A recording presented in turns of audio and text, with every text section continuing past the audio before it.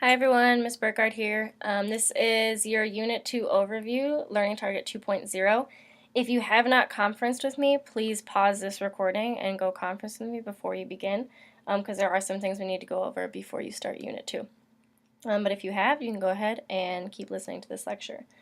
As you're listening to the lecture, again, as I said last unit, there are no guided notes for these anymore because I want to get you ready for college and for a potential career one day.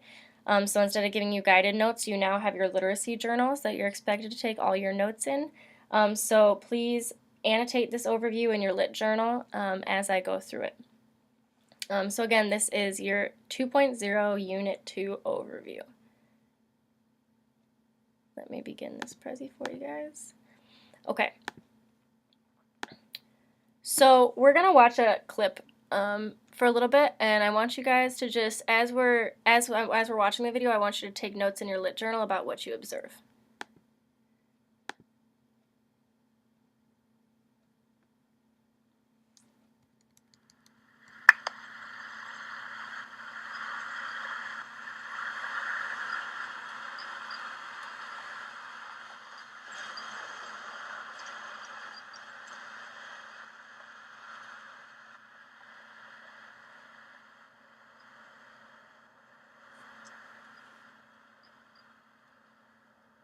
First thing that strikes you when you drive around Detroit is the number of abandoned buildings.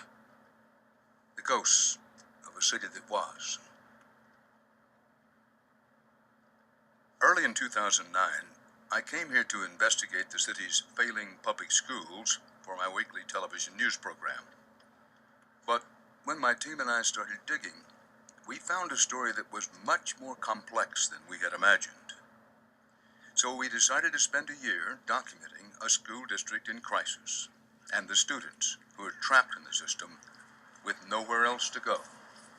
Get back in the school. Everybody back in Mr. Ward's office. We can't go. What we do? Let's go. Because you should be in school or gone home. That's what. No.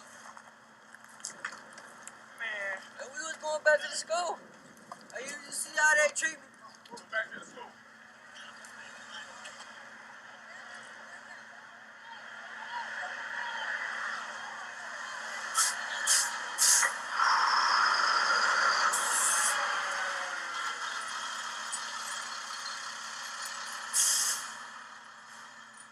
At Osborne School, 800 or 900 students come in as ninth graders. By the time they're 10th graders, it's down to 545 students.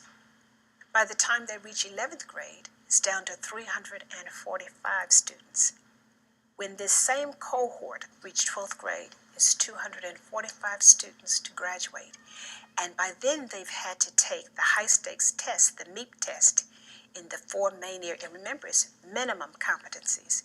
11 students, 11 passed the MEP test.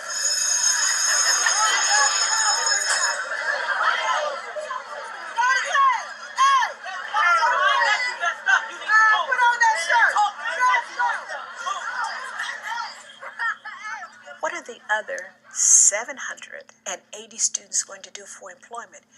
The economics of poverty have devastated Detroit, and without a successful public education system, like most of the urban centers, they're not going to make it.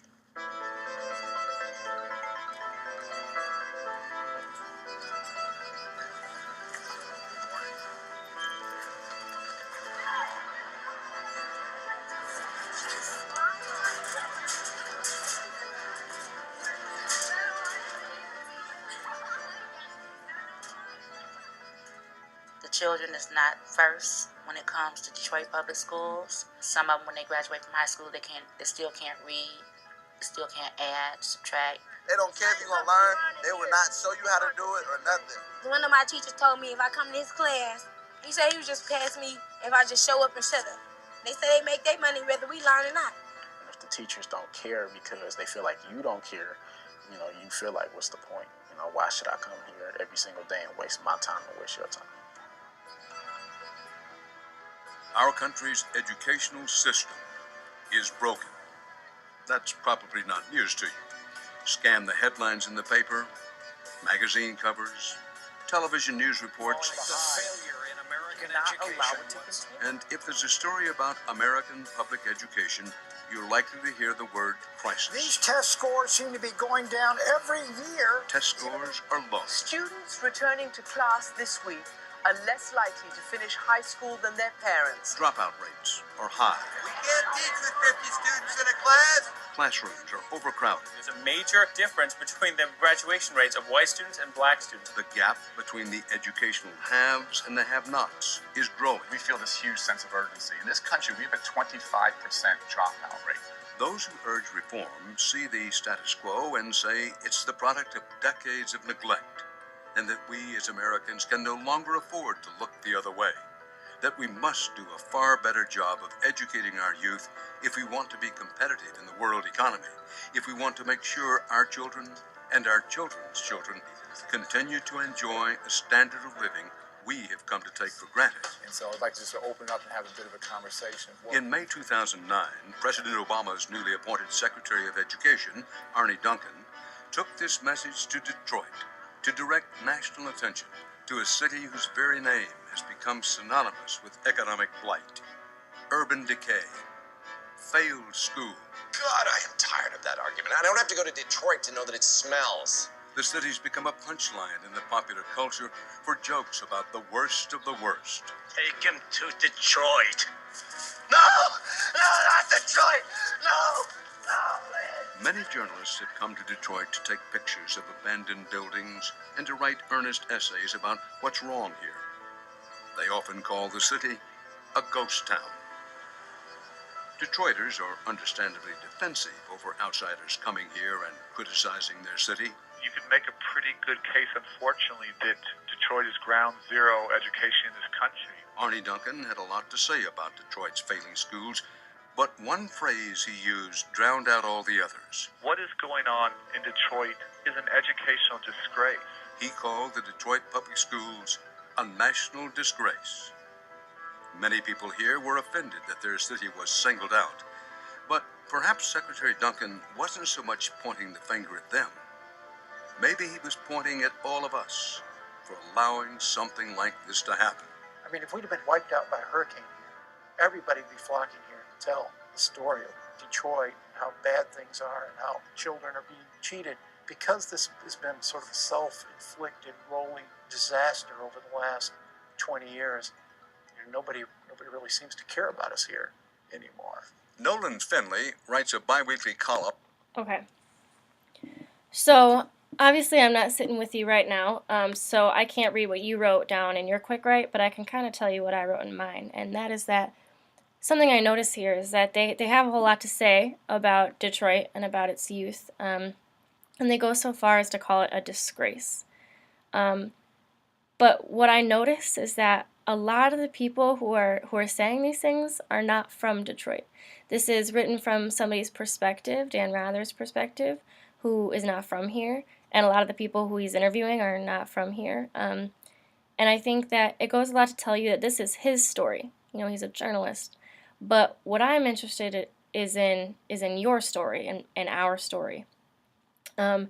So this Unit 2, is all about writing memoirs. And memoirs kind of jump into us telling our story. It's what a memoir is. It's a collection of memories that an individual writes about moments or events, both public and private, that took place in that author's life. So these are real stories of things that have happened in the author's life. So this unit, what we're going to be doing is analyzing memoirs written by athletes, advocates, politicians, writers, mothers, everybody, really. And then we're going to write our own stories in our memoirs, just like a lot of people did before us. You think of Malcolm X, Elie Wiesel, President Obama. A lot of people have these famous memoirs that tell us a lot about their life, and that's what we're going to do, is write our own memoir. So we are going to work on telling our own stories. As I said, in Detroit, there are a lot of stories surrounding the city, but most of the people who actually live here are not telling many of their stories, and that's kind of what we're here to do in this unit. So this whole concept of their story, our story, kind of revolves around this idea that a lot of people have narratives about the city that differ from our own. Detroit is so often addressed in the media. You hear about Detroit and bankruptcy and blight all the time, but most of those stories are told by outside perspectives and often kind of perpetuate the stereotypes that people have about the city. But people never are going to really understand our stories, who we are, and where we come from if we cannot communicate our stories to them. So this unit, we're going to focus not on their story, but on our story.